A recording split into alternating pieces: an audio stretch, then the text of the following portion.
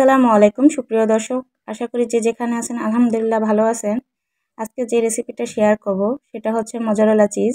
দোকানের মতো পারফেক্টভাবে আমরা কিভাবে বাসায় খুব সহজে মোজারেলা চিজ তৈরি করতে পারি মাত্র দুটি উপকরণ দিয়ে। চিজ তৈরি করার জন্য প্রথমে লাগবে দুধ। আমি 1 লিটার দুধ নিয়েছি, চুলাটা অন করে দিয়েছি। দুধটাকে আমি সামান্য গরম করে নেব, এটা বেশি গরম করা যাবে না, এটা 2-3 মিনিটের মতো গরম করে নিলেই হবে। এ পর্যায়ে আমি একটি আঙ্গুল দিয়ে চেক করে নেব গরমটা কীরকম হয়েছে। এ পর্যায়ে আমি চুলাটা অফ করে দেব, দিয়ে আমি ভিনেগার মিশিয়ে নেব। আমি অল্প অল্প করে ভিনেগার মেশাবো আর চামচ দিয়ে এটা নেড়ে দেব। এটা অনবরত নাড়তে হবে আর ভিনেগার মিশিয়ে নিতে হবে। এখানে কিন্তু মোজারেলা চিজ তৈরি করার জন্য লাগবে খাঁটি গরুর দুধ। কেউ প্যাকেটের দুধ দিয়ে এটা বানাতে চাইলে এটা হবে না, ছানা পরিণত হয়ে যাবে। গুঁড়া দুধ দিয়েও এটা হবে না। এটা চেষ্টা করবেন গরুর খাঁটি দুধটা নেওয়ার জন্য। এবং কাঁচা দুধ, এটা রান্না করা থাকলে ওই দুধ দিয়ে কিন্তু চিজ তৈরি হবে না। পুরোপুরি কাঁচা দুধটাই এখানে হালকাভাবে গরম করে নিয়ে চিজ তৈরি করতে হয়।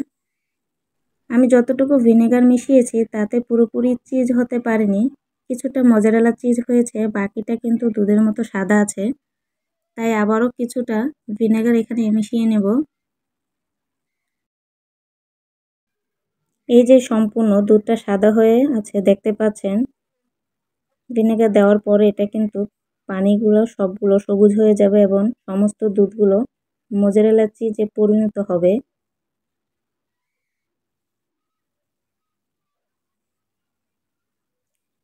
এটা আমি ঢেকে রেখে দেব এখন 2 মিনিটের জন্য। 2 মিনিট পরে দেখেন, এটা দেখেই বোঝা যাচ্ছে কিন্তু মোজারেলা চিজ হয়ে গেছে।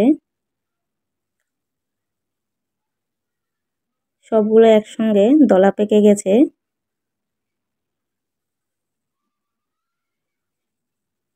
দেখেন এটা কিভাবে লম্বা হচ্ছে, এতেই বোঝা যাচ্ছে যে এটা পুরোপুরি মোজারেলা চিজে হয়ে গেছে। এভাবে আমরা খুব সহজে কিন্তু বাসায় মোজারেলা চিজ তৈরি করতে পারি। এখন একটি প্লেটে আমি উঠিয়ে নেব।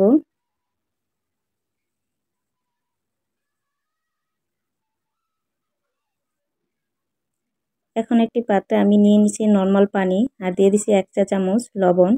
এটা আমি মিশিয়ে কিছুক্ষণ গরম করে নিব। এটা কুসুম গরম থেকে একটু বেশি গরম করে নেব। আমি আঙ্গুল দিয়ে চেক করে নিয়েছি, এখন চুলাটা অফ করে দিয়েছি আর দিয়ে দিচ্ছি মোজারেলা চিজ। এটাকে আমি ভালোভাবে ধুয়ে চেপে চেপে ভিতর থেকে পানিটা বের করে নেব। এভাবে সময় নিয়ে 2 হাত দিয়ে চেপে চেপে পানি ভিতর থেকে বাহির করে নিতে হবে। এভাবে আবারও পানির সাথে মিশিয়ে নেব, নিয়ে আবারও চেপে চেপে পানি বের করে নেব। এটা এভাবে 3-4 বার করতে হবে, সময় নিয়ে করবেন, তাহলে আপনার পারফেক্টভাবে মোজারেলা চিজ হবে।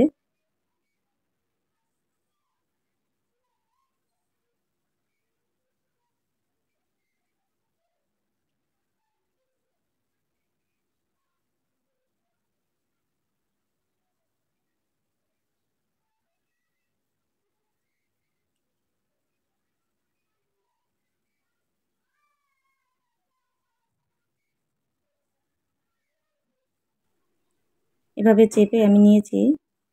এখন আরেকটি পাত্রে আমি নিয়ে নিব নর্মাল পানি আর বরফ।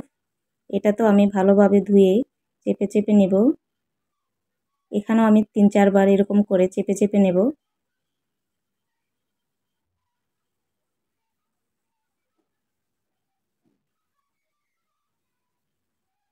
এটা চেপে চেপে ভিতর থেকে পুরোপুরি পানিটা বের করে নিতে হবে।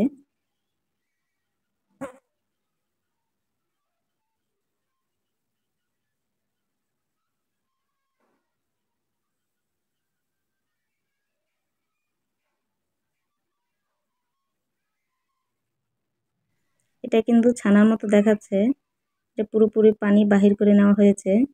এখন একটা কাগজ দিয়ে আমি পেঁচিয়ে রেখে দিব ফ্রিজে। আমি ডিপ ফ্রিজে রাখবো।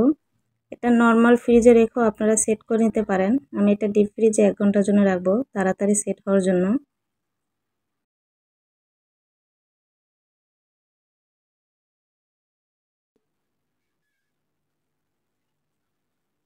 1 ঘন্টা পরে আপনাদের দেখাচ্ছি আমার চিজটা কীরকম হয়েছে।